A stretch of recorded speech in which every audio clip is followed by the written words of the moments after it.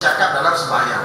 Masa wahyu turun lagi, apabila fardu solat, dia solat tapi duduk sembah mengenai perniagaan dia, muni apa dia. Pada waktu itu Nabi marah dan turunlah ayat Quranul Karim mengatakan sembahyang mesti khusyuk dan khuduk pada Allah Subhanahu wa taala, menandakan percakapan tadi boleh membatalkan sembahyang.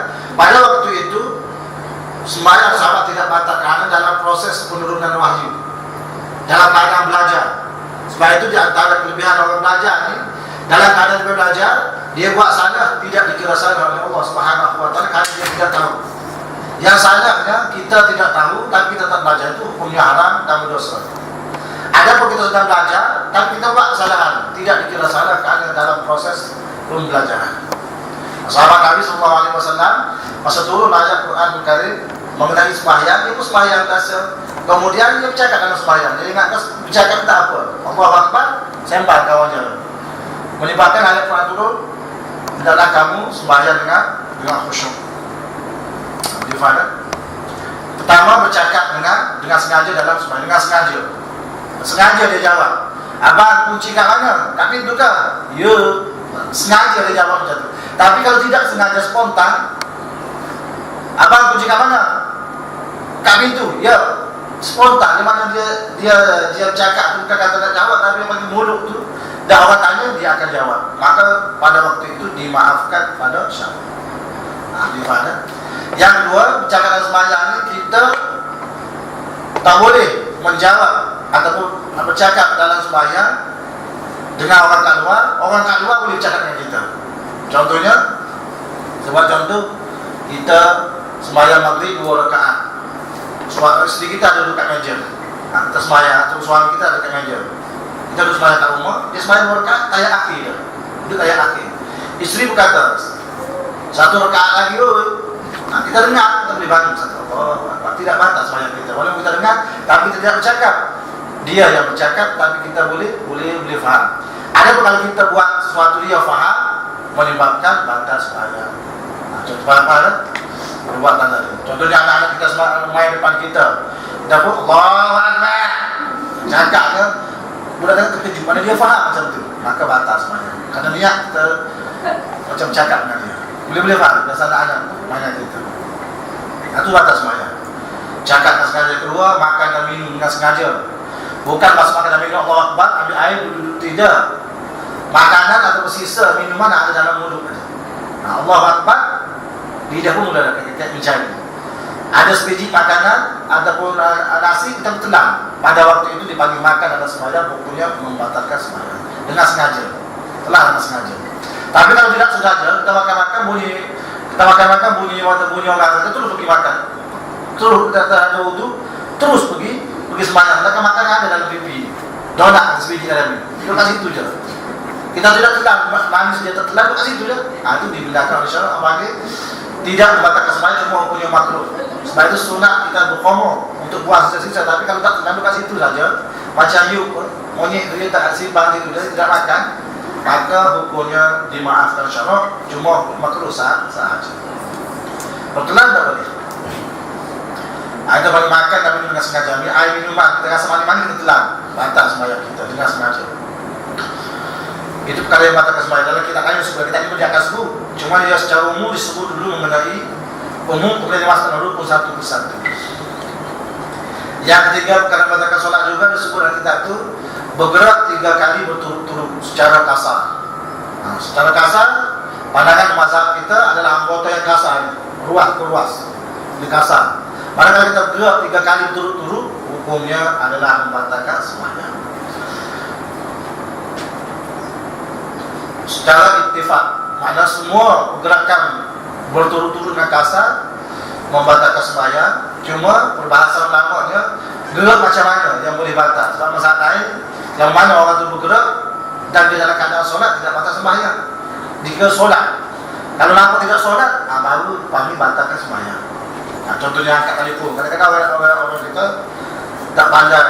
Apa boleh bunyi silent, bunyi telefon, kita sunat tutup. Ada kita jatuh tangan, kita tekan. Atau masuk tangan pelan-pelan, step by step, masuk turun, tekan. Tutup macam tu. Tidak kata ambil, itu tak boleh. Nampak sangat tidak sembahyang. Tuan faham kan? Maksud pergerakan yang kasar ini pergerakan 3 kali berturut-turut. 1, 2, 3 berturut-turut. Jadi kita pegang macam ni, bergerak semua anggota. 1, 2, 3 batas sembahyang. Kita tak Allahu Akbar, kita hayul ni. Mampu hayul ni. 3 kali tu batas sembahyang. Tapi kalau Allahu Akbar kita kata sekali terdiam kita, itu tak apa. Tapi sunatnya tetap Pak kata tadi, gerak ini tak apa. Yang ni gerak banyak tak apa sebab dia anggota kecil. Tetap bergaru. Nak korek satu tu kat sini kita apa. Dengan syarat tak bergerak anggota besar. Dia faham bergerak berturut-turut 3 kali. Yang ketiga perkara yang batalkan solat juga, baju ataupun badan kita terkena najis. Dalam sembahyang tiba-tiba ada najis. Tarik cicak contohnya, atau kepiak. Wajib kita buang segera. Cabut terus kepiak. Cabut kepiak atau cabut songkok, sembahyang kita dimaafkan. Atau kalau kita biarkan saja, hukumnya membatalkan sembahyang karena kita menanggung najis. Macam anak-anak kita naik atas belakang kita, anak yang belum berkhitan lagi, dan anak-anak perempuan yang ada perempuan, tapi kita yakin dalam perempuan dia dah kencing, dia naik atas belakang kita, maka kita menanggung najis. Kalau kita tak cepat-cepat turunkan dia, membatalkan solat kita. Kalau dia naik dan kita yakin dia bersih, anak perempuan kita, anak lelaki kita yang dah berkhitan. Kenapa berkhitan bersih? Karena berkhitan ni kita buat simpul dia. Kan dia ada simpul korek tu, yang kelibat dia tu dia ada kesimpulan dia. Dia kencing, dalam simpulan tu lah ada najisnya. Tak habis, dia keluar ada, tapi dia berhenti kat situ, kat simpulan tadi. Mana kerana itulah mazhab kita wajib bersunat buang kotoran tadi. Mana kalau dia kencing pun dia tak akan lekat tadi. Boleh faham? Potong simpulan tadi. Potong. Mana dia bersih lah. Yang dalam dia tak ada apa-apa, dalam saluran dia, dalam perut dia, kita ada najis. Kita ada apa-apa, tak tempat dia dalam. Tadi sudah keluar. Maka kalau dia naik ke belakang kita, kalau kita masuk kencing dia tu, kita buang semua dalam simpulan dia, tak ada apa-apa. Dia mana dia naik ke belakang kita yakin dah dia ni bersih. Juga ada perempuan, dia naik ke belakang kita yakin kenapa yang kita pakai oleh dia tu, dia tak kencing lagi biasa, sebab baru. Itu tidak dibenarkan oleh syarak, tidak membatalkan sunat. Yang batalnya kita duduk tahiyat, dia duduk tadi. Akhirnya duduk terima kita. Kita yakin kalau dia bersih, ada perempuan, ada lelaki, kalau dia berkhitan, maka dimaafkan syarak. Dalil ini banyak. Dari Nabi SAW, Hasan Husin masuk sujud, Nabi dia naik ke belakang Nabi. Nabi lama sujud. Sebab sahabat kata kenapa lagi sujud ni? Kerana Nabi merhatikan anak tadi di rumah yang terbakar, maka dia bersih. Kalau merhatikan anak-anak itu kan Nabi bantu. Karena dia ni bersih dan Nabi merhatikan dia. Mana merhatikan dia ni tidak kata kasar dengan dia. Boleh kita tarik ke belakang, jangan ambil campur, kita tak boleh. Hukumnya adalah haram, menyakiti kadang-kadang. Di mana baju kena najis atau apa anggota badan kena najis. Dengan tiba-tiba, kalau daripada awal lagi kita tahu baju kena najis, hukumnya tak sah sembahyang kita. Ni duduk sembahyang, najis baru terkena. Yang seterusnya perkara membatalkan solat secara umum saya sebut, terbuka aurat dengan sengaja. Dengan sengaja terbuka aurat. Apabila terbuka aurat, sepatutnya kita cepat-cepat tutup aurat. Contohnya sebab contoh kalau lelaki dia pakai kain sembahyang, dia sujud, dia bangun pada sujud, terpijak kain dia, maka dia bangun, kain dia tu sujud lagi. Boleh faham? Kain dia tu sujud lagi, dia dah bangun dah. Pada waktu itu nampak dah kelibat dia. Kalau dia biar sujud macam tu, batal sembahyang dia. Tapi kalau dia ambil cepat, tutup, tidak batalkan sembahyang. Dengan sengaja dia biarkan, batal. Tapi cepat-cepat segera, tak apa. Perempuan sembahyang terangkat, anak pergi main kain, jatuh dulu, dia tarik, kita cepat-cepat betulkan, dimaafkan oleh syarak. Kalau dia biarkan, hukumnya membatalkan sembahyang kerana aurat terbuka dengan sengaja. Itu bukan yang membatalkan sembahyang. Kain nipis yang dapat warna kulit, hukumnya batal sembahyang kerana terdedah aurat. Kalau tak nampak warna kulit, hukumnya makruh. Kalau bayang-bayang saja, hukumnya makruh. Sebab itu kain biar dah tebal, putih, kerana dia pantul cahaya. Boleh juga lelaki-lelaki, saya sudah sebut, lelaki-lelaki yang pakai kain, dia pergi sembahyang, masa dia sujud tu, dia pakai kain sampai betis ni, dia sujud nampak penggelangan paha ataupun lutut dia. Kalau dia sengaja, dia tahu dah. Kalau dia sujud nampak, punya batas sembahyang. Tapi kalau dia tak sengaja, tiba-tiba dia nampak, dimaafkan oleh syarak atas dasar darurat. Saya nak betulkan pada waktu itu. Dia tak tahu. Tapi kita tak boleh minta lah, tak boleh sujud tapi minta. Oh nampak Ustaz. Bukan sekadar tidak. Kita nampak secara kasar. Boleh faham secara kasar.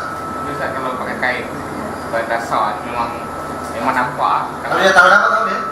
Tapi biasa ada tak nampak. Sebab cara kita sujud tu, kaki kita tu kena nampak kat sini. Dia kain tu penuh. Jangan buka kain kau macam tu. Kemudian kain sikap kat lutut. Bukan sekadar lutut ke apa, semua nampak. Itu membatalkan solat.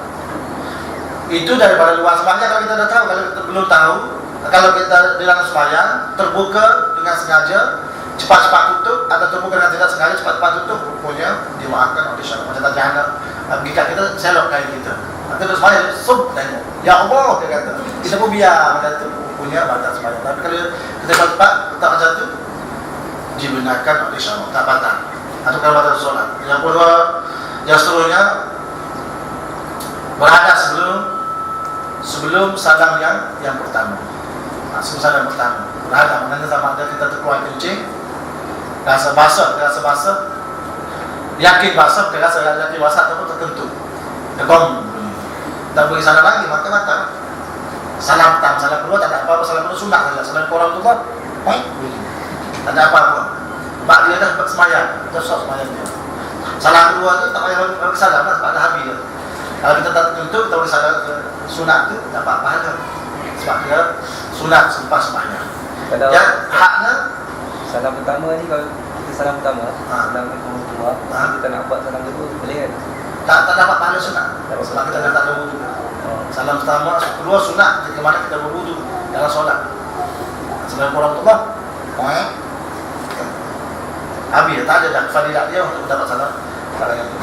Sebelum tu kita kena yakin bahawa memang kita berhadas. Yakin, bukan rasa keluar ni lah, rasa tak. Rasa tertentu, rasa tak. Dia yakin. Sama ada berbau tertentu ataupun keluar bunyi. Itu yakin lah. Kalau dong bunyi tak yakin lagi, dia tak buka. Dia mesti yakin, dia yakin. Apa-apa pun dia yakin. Baru batal sembahyang. Kalau tidak, tak batal. Kalau rasa tak, rasa tentu lah. Rasa keluar air lah.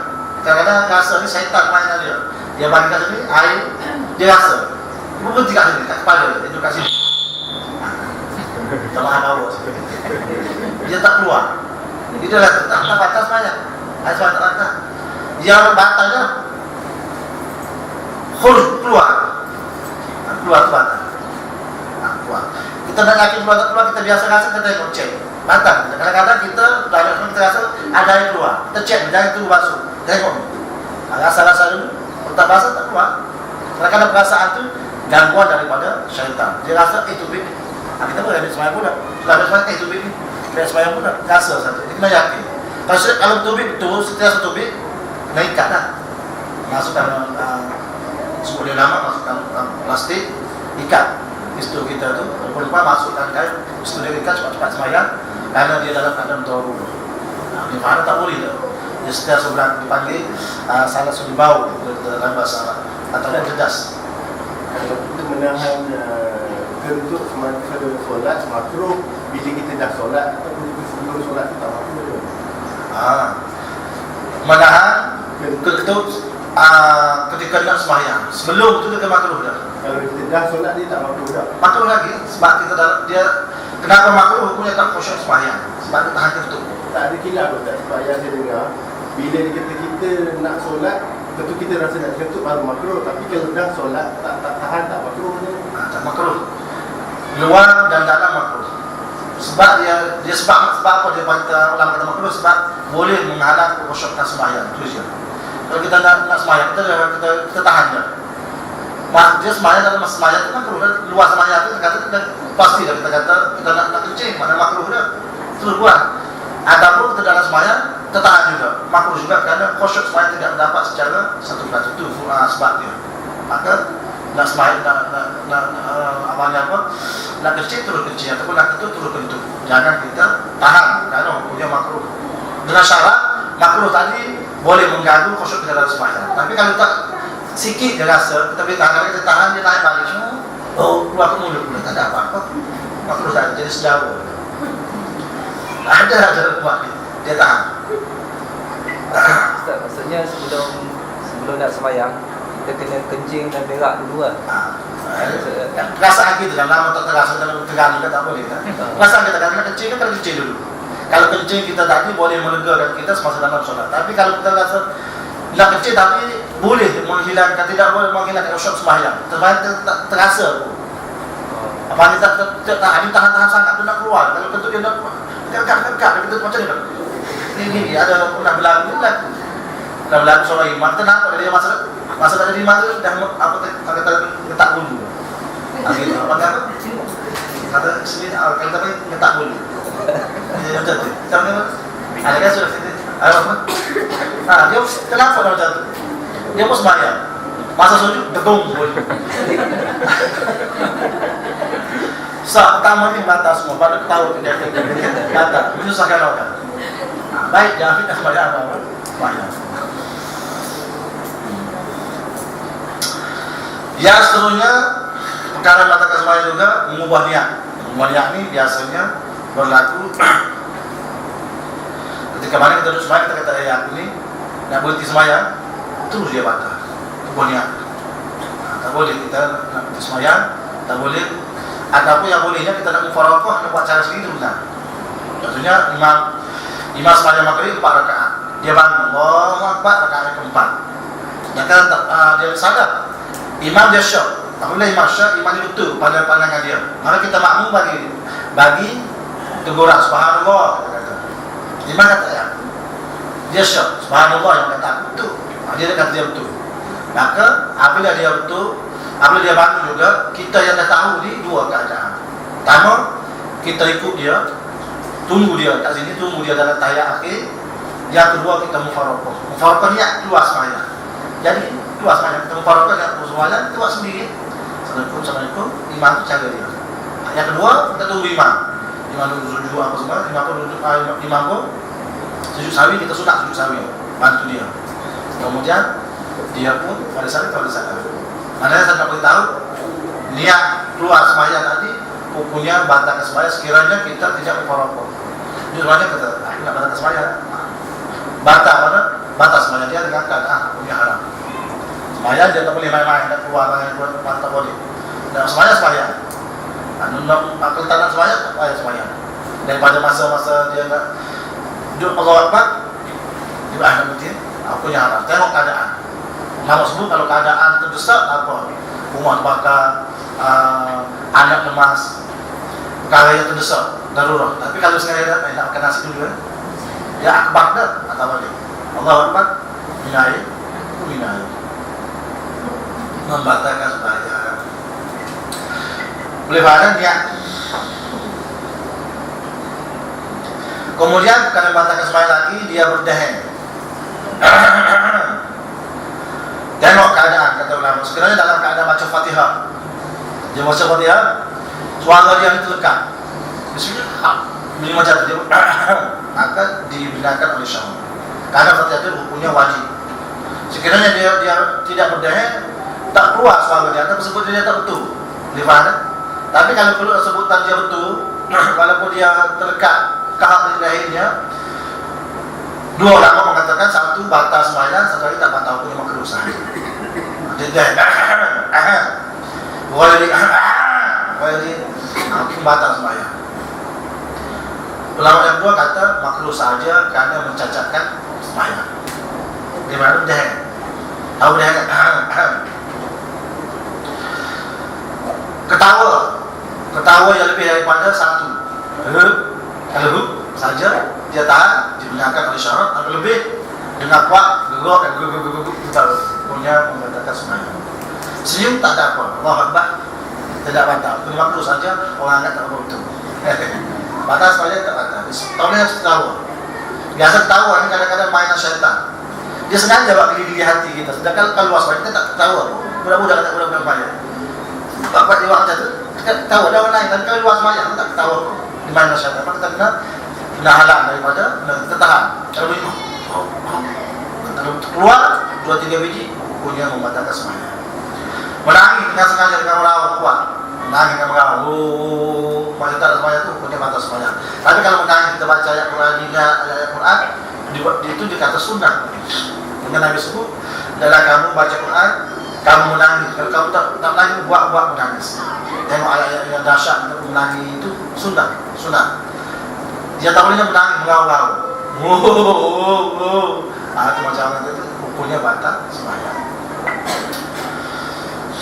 Mengerang tahu kan? Kamu mengerang telur. Orang depan kan? Allah. Macam tu batal sembahyang. Ada dia mengerang dalam sembahyang.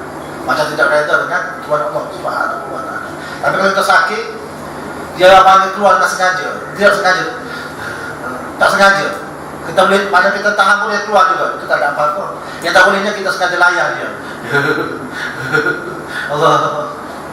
Bahkan di luar sembahyang umumnya setengah orang mengatakan haram karena kita tidak berada dengan takdir Allah Subhanahu wa taala. Aduh. Masa tak reda pun adalah haram.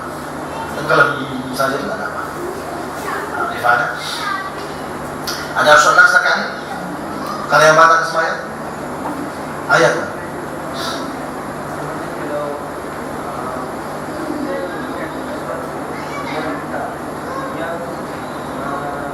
Boleh memberi faham tapi tak memaham.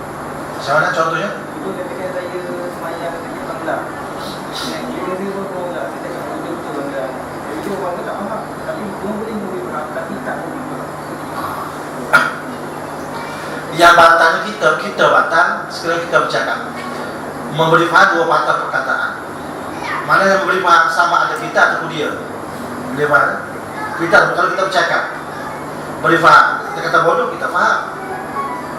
Boleh faham? Mana membatalkan sembahyang. Walaupun dia tak faham, sebab dia bangla, kita faham. Kita kata bodoh. Punya adalah apa yang disebut oleh ulama kita macam soal jawab, macam orang Mesir. Alhamdulillah kita kata walhamdulillah. Orang Mesir kata alhamdulillah, kita kata yarhamukallah.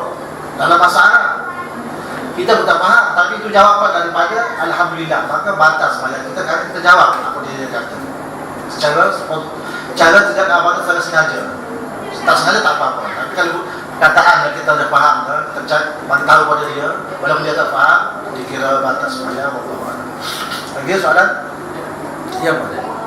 Kan kalau ayah Nabi kita solat, anak kita yang dalam buai, duduk-duduk macam nak gerak kasar lah. Boleh tak buai dia macam mana kita buai masa kita tak solat lah.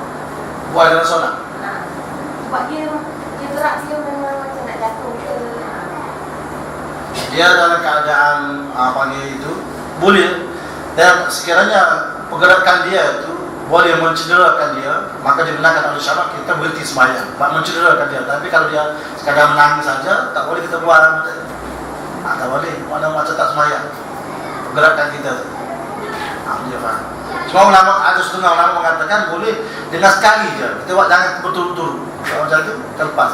Tapi Allah Akbar. Dengan syarat, banyak syarat. Tak berpaling daripada itu, kemudian pergerakan tidak terlalu kasar. Itu dibenarkan. Tapi kalau nak bismillah, ya kita tak boleh. Tak boleh hukumnya. Ya. Allah Akbar lagi. Kita dapat semayang kan, kita teringat benda yang macam tahu kan. Boleh tak? Teringat tapi dari tahu. Sama je. Sama dengan hukum tahu tadi. Kalau tahu ada puas kan, gegar, itu tak boleh lah. Tapi kalau kita tengok sebiji je, itu dimaafkan insyaAllah. Tak bolehnya dia kata dalam kitab lebih pada dua. Menyebabkan kita panggil dengan sengaja. Ketawa sama ada kita teringat, ataupun kita tengok perbuatan orang atau apa-apa, dia boleh membuat kita ketawa. Maksudnya tak tahu itu hukumnya membatalkan solat sebenarnya berlebih-lebihan. Lagi antara masuk ya. Kalau macam dalam gigit Tak sengaja tak apa menggigit. Benda yang tidak sengaja dimaafkan syarat. Jangan berlebih-lebihan untuk macam kita buat. Kalau menggigit sujud dia tak sengaja. Menggigit sujud saja tidak. Macam mana? Tapi kalau kita mau tambah pula jangan tak boleh kan. Benda yang kita boleh tambah kita pun buat. Solat kita sujud sangat. Kita tak boleh. Yang tak sengaja dimaafkan oleh syarat sekiranya tidak berlebihan yang sengaja sikit pun tidak dimaafkan membatalkan solat. Itu soalan. Pertama tentang bulu kucing yang tertanggal dan kena pada baju kita atau tempat sejadah. Yang kedua, kahak. Kita ni ada penyakit batuk, tapi ada kahak. Kadang kita tertelan kahak. Kita ada hukum. Bulu kucing segala lama kata najis sekali kita dapat banyak sana. Kalau 1, 2, 3 sebenarnya dimaafkan syarah. Tapi kalau kita nampak kita kena buang lah. Bagi kita najis. Yang kedua, kahak tadi hukumnya makruh saja. Dia tidak membatalkan sembahyang. Kalau dia kahak tidak keluar di dalam mulut kita, kita terlanjur, itu apa ini dimaafkan syarah. Dia bukan najis. Kahak bukan najis, kami kotor saja. Kalau dalam mulut kita telan tak ada apa-apa. Yang tak bolehnya kita keluarkan dulu. Liwan, kita keluarkan dulu. Tempung banyak, tersebut kita beli. Kita bung telan. Sudah waktu. Dan keluar daripada bibir. Wallah lagi tak ada dah. Ayat apa? Bagaimana kalau memakai cicak yang sudah kering? Jadi kalau memang tak ada tak surau baju semasa. Sama saja bangkai dikirakan najis, walaupun dia ada kering, sebab dia najis. Terlekat pada kain kita, kalau kita terlekat pada kain kita, hukumnya batal sembahyang kerana kita menanggung najis. Dia duduk di surau tak ada apa-apa, dia lewat menanggung yang dikatakan batal sembahyang, menanggung. Mana ada di baju kita? Kita kena tak solat. Mana? Kita kena tak solat. Ada pakai cicak kering tu. Kedua nanti tu kita masuk solat. Macam mana kain cicak tadi duduk di kain solat? Tapi waktu tu kita belum solat. Kita belum solat. Kita buang lagi cicak ni kita. Kalau ada kesan dia, kalau ada kesan hukumnya najis lah. Kesan dia, satu kesan yang ada bangun, dua rasa, tiga warna di kain tadi. Cuba cium dia. Kalau bangun busuk, mana mesti ada bangkai tu. Tiga tadi, kalau yakin tiga tak ada, satu air dia, dua bau, tiga rasa. Terasa tak ada, tak ada rasa. Bukan kata rasa jilat tidak, terasa. Kalau ada tiga tu dipanggil menanggung najis. Kalau tak ada, tak ada. Ingatkan tak boleh ada solat, ingatkan cicak tu tak. Duduk kat situ lagi, melekat kat situ, kita pun bergerak, dia pun bergerak sama dengan kita. Dipanggil menanggung najis. Tapi kalau kita dah buat, tengok tadi. Kadang-kadang cicak ni dia bersih, tapak kaki dia. Dan dia nak dekat mati kat situ. Contohnya apa baju kita ni ada trip ke apa, karang kat situ. Dia jatuh kena kesan dia. Kesan bau, tak ada bau dah. Rasa pun tak ada rasa tempat-tempat dia. Kemudian warna pun tidak berubah. Maka tak ada. Dimaafkan. Maka tidak kata najis, tidak menanggung najis. Lagi tak ada. Lintasan sesuatu tidak membatalkan solat. Lintasan sesuatu di hadapan kita. Imam Bukhari dalam sahihnya, buktinya dari dia dalam Fathul Bari meriwayatkan bahawa Ibnu Syihab Az-Zuhri pernah ditanya, apakah solat dapat diputus ataupun dihentikan oleh sesuatu? Maka Ibnu Syihab menjawab, solat itu tidak dapat diputuskan oleh sesuatu. Aku pernah diberitahu oleh Urwah bin Az-Zubair bahawa Aisyah radhiyallahu anha pernah mengatakan sesungguhnya terjadi bahawa Rasulullah SAW bangun lalu menunaikan solat pada waktu malam dan aku melintangi antara baginda dan kiblat di atas katil. Dia macam ni cerita. Satu malam Nabi sembahyang, depan dia adalah Aisyah duduk tidur. Mana Nabi sembahyang menghadap kiblat, Aisyah duduk di atas katil di hadapan Nabi. Mana dia bukan sekadar melintang duduk kat situ. Kalau melintang ni macam ni duduk kat situ bukan pun Nabi sembahyang tidak membatalkan sembahyang. Lebih panggil aulat lah kalau binatang kelintang dan sebagainya anak kita tidak membatalkan sembahyang. Sebab dalam perkara ni ada ulama mengatakan batal. Sembahyang itu sunat. Masa sunat kita sembahyang kita tidak guna di depan kita. Sekolah-sekolah ada 3 hasta. Dan saya kipas kat sini bukan kata nak kipas tu. Suruh nak panggil apa jarang kita sembahyang ada sitar, ada macam atau sembahyang tepi dinding. Jangan sembahyang di tengah-tengah. Kita orang lintas khusyuk kita tidak datang dengan sempurna. Kita harus sembahyang tempat luas ni. Budak datang, orang datang kita akan rasa tidak khusyuk. Di tempat itu sunat kita meletakkan sesuatu di hadapan kita. Boleh menghadap orang lalu di depan, tidak depan kita sangat. Jaraknya 3 hasta. Di sini ada 3 hasta, itu okey. Tersemayang kan depan. Kalau nak semayang sunat ke, tersemayang dekat dengan dinding, sebelah tiang. Kalau Nabi dia baca tongkat dia baca tongkat untuk semayang. Itu syaratnya jangan lintas kat situ. Tapi kalau berlaku lintas juga tidak membatalkan semayang, cuma mengurangkan khusyuk kita untuk dalam waktu semayang. Satu sunat kalau Syekh Nuruddin dia sentiasa letak barang depan dia. Kalau semayang berjemaah untuk barisan kedua tak apa, sebab orang barisan pertama tak. Kalau semayang seorang-seorang ataupun dia berdiri kat depan, dia mesti letak rahak ke atau dia letak benda-benda yang lain untuk mendapat pahala sunat. Untuk mendapat pahala sunat. Walau terletak orang lain itu masalah yang kedua itu mendapat pahala sunat. Nabi SAW biasanya letak dia semayang baca tongkat dia atau benda-benda lain di hadapannya untuk mengatakan itu kawasan dia untuk semayang. Maka kita sepatutnya buat macam itulah untuk mendapat pahala sunat. Ini dia cerita Siti Aisyah cerita sendiri kepada Urwah tadi, aku tengok Nabi sembahyang dan waktu Nabi sembahyang sunat, Nabi sembahyang menghadap kiblat, kaki dia dekat sini, depan Nabi sendiri, kaki dia, menyebabkan kaum Nabi tidak luas sangat. Kalau dia sembahyang pun, Nabi sembahyang, Aisyah dekat sini, sehingga dalam hadis yang lain disebut Aisyah tengok Nabi itu sembahyang tu, Aisyah kata takut terganggu Nabi, khusyuk Nabi. Aisyah melangkah masuk celah kaki Nabi, keluar celah kaki Nabi di belakang, tak nak ganggu. Tapi Nabi tak berhenti sembahyang, maknanya sembahyang tadi itu sah. Bukan tak sah, tak sah, Nabi berhenti.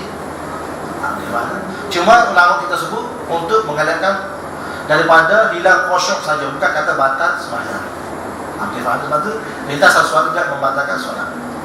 Boleh faham tak? Orang yang lalu di depan, yang Nabi yang solat. Itu punya makruh.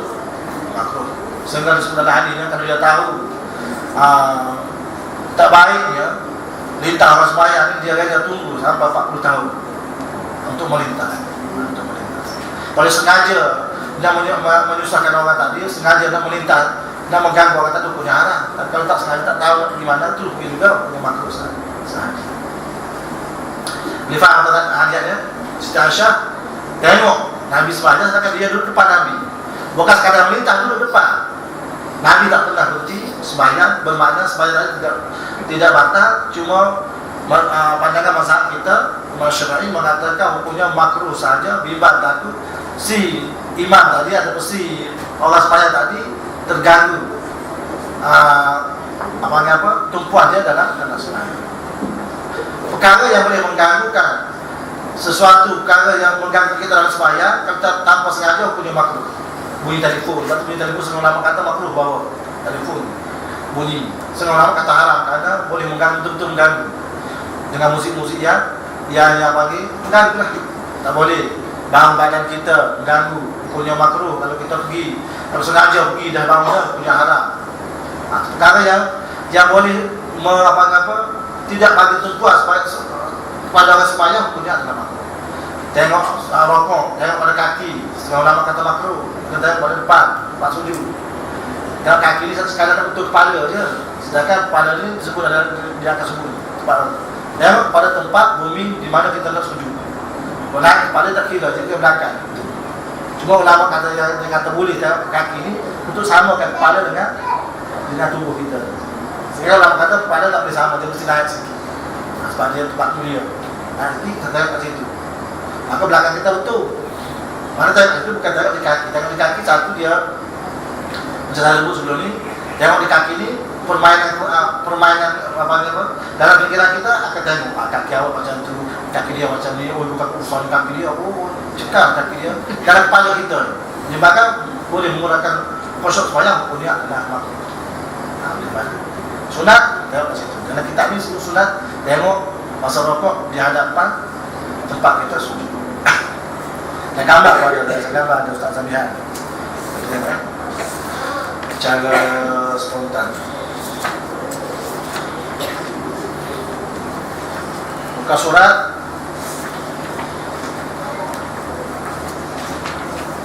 muka surat 193. Cuba tengok 193 gambar 193. itu rokok bertepatan dengan sunnah. Gambar bawah tu lima terus sebab dia letak tangan di betis. Itu kata kami bicara. Sebab ada orang dia rokok, dia letak tangan di betis, kemudian dia buka sayap dia. Kemudian tertunggi sangat. Bila apa? Rokok dia letak tangan betis. Nampak macam raksasa. Begitu. Dia tak sunat macam tu.